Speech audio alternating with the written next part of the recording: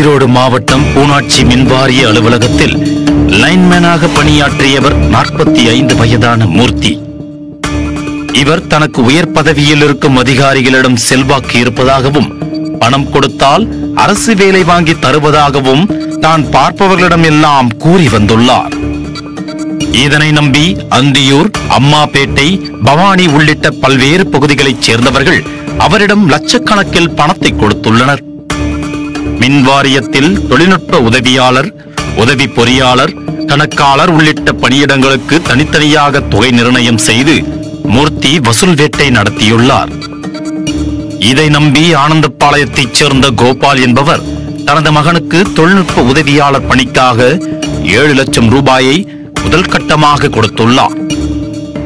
இதேபோல் அந்தியூர் பிரம்மதேசத்தைச் சேர்ந்த விஜயகுமார், வெற்றிவேல் ஆகியோரும் தலா 4 லட்சம் ரூபாய் வழங்கியுள்ளனர். இதையடுத்து பணம் கொடுத்து வெகு நாட்கள் ஆன பிறகும் வேலை வாங்கி தராமல் காலம் தாழ்த்தி வந்த மூர்த்திக்கு பணம் கொடுத்தவர்கள் நெருக்கடி கொடுக்க ஆரம்பித்தனர். இதனால் அனைவருக்கும் வேலை உறுதியாகிவிட்டது என கூறி தபாலில் பணி நியமன ஆணைகளை அனுப்பியுள்ளார் மூர்த்தி. பணியாணை கிடைக்கப்பெற்ற மகிழ்ச்சியில் மீதி தொகையையும் உடனே மூர்த்தியிடம் அனைவரும் வழங்கியுள்ளனர். பணி ஆணையுடன் அரசு அலுவலகம் சென்றவர்களுக்கு அதிர்ச்சி காத்திருந்தது.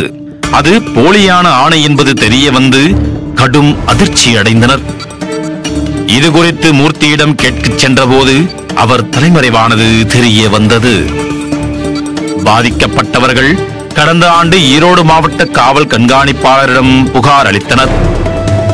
மாவட்ட குற்றப்பிரிவு போலீசார் நடத்திய விசாரணையில் அந்தியூர், பவானி உட்பட பல்வேறு பகுதிகளைச் சேர்ந்த 24 பேரிடம் 1,25 லட்சம் ரூபாய் வசூலித்து போலி நியமன ஆணைகளை மூர்த்தி வழங்கியது கண்டுபிடிக்கப்பட்டது.